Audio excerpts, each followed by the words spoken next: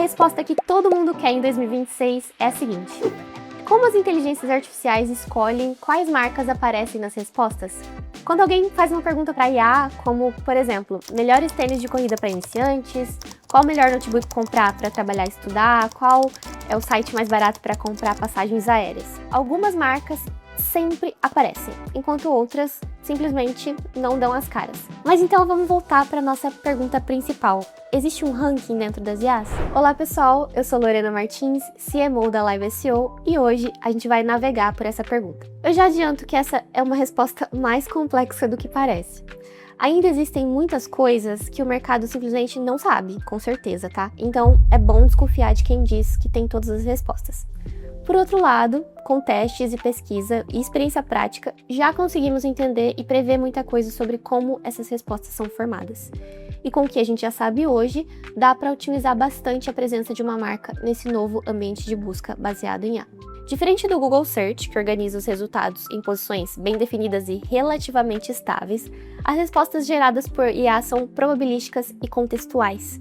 Isso significa que a mesma pergunta pode gerar respostas diferentes. E existe ainda uma camada adicional de complexidade, que é a seguinte: cada IA funciona de uma forma um pouquinho diferente, com seus próprios métodos, fontes de dados e sistemas de recuperação de informação.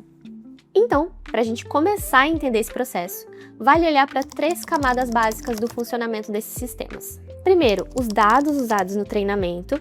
Segundo, os sistemas de recuperação de informação, como o RAGs, e a personalização em cada resposta. E terceiro, a autoridade das entidades na internet. A gente vai passar por cada uma delas para entender como um site pode aumentar suas chances de ser citado pelas IAs. Camada 1. Quais são os dados do treinamento das IAs? Primeiro, a gente precisa entender de onde vem o conhecimento das IAs. O ChatGPT ou Gemini são chamados de LLMs, Large Language Models, ou grandes modelos de linguagem. Esses modelos são treinados pela análise de enormes volumes de texto na internet. Entre as principais fontes estão grandes rastreamentos, como o Common Crawl, conteúdos editoriais e acadêmicos, fóruns e comunidades online e enciclopédias abertas como o Wikipedia. Durante o treinamento, o modelo aprende padrões de linguagem e relações entre conceitos. Então, por exemplo, se uma marca aparece frequentemente associada a um determinado tema na internet, o modelo começa a aprender essa associação. É como se ele aprendesse que conceitos andam juntos. Mas tem um detalhe importante: esses modelos, eles não armazenam a internet inteira dentro deles. Na verdade, eles aprendem padrões estatísticos com o que foi publicado na web.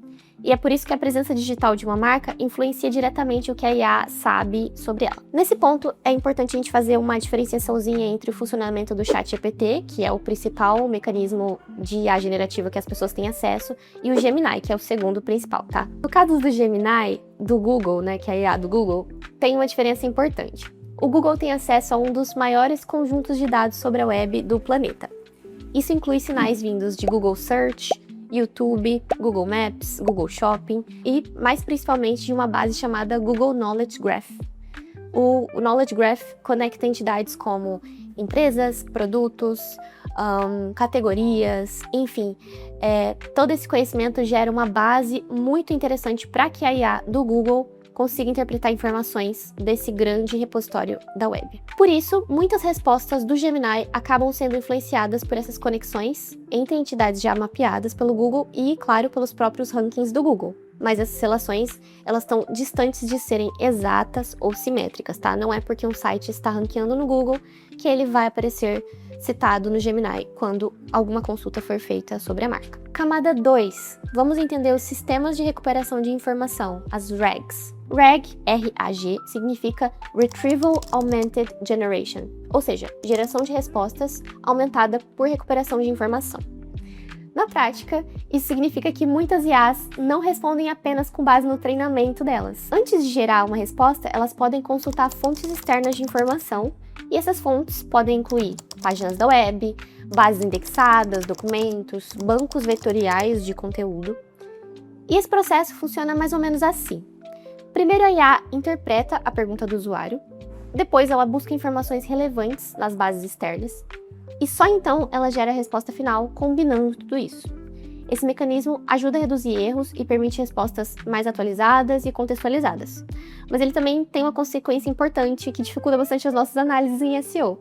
As respostas elas podem variar bastante e dependem de quais fontes foram recuperadas, qual a pergunta que foi feita naquele prompt específico e até o histórico da conversa do usuário com a IA.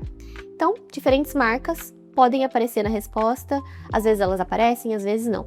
Ao contrário de um ranking tradicional, tem uma camada forte de personalização e contexto em cada resposta gerada por IA. E camada 3, a mais importante, Entity Authority. Na terceira camada, a gente chega num conceito central para o SEO na era da IA, o Entity Authority, ou autoridade de entidade.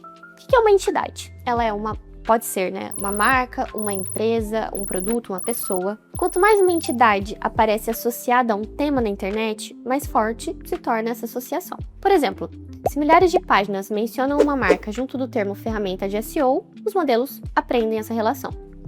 Isso acontece porque os modelos utilizam representações semânticas chamadas embeddings. Esses embeddings posicionam conceitos em um espaço matemático. Quando duas coisas aparecem frequentemente juntas na internet, elas ficam semanticamente próximas nesse espaço.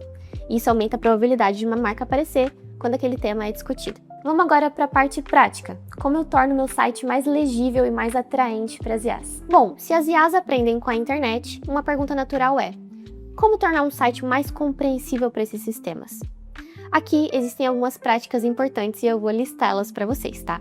Primeiro, conserve uma estrutura semântica clara. Você precisa usar corretamente H1, H2, H3, que é a hierarquia lógica de conteúdo dentro do HTML.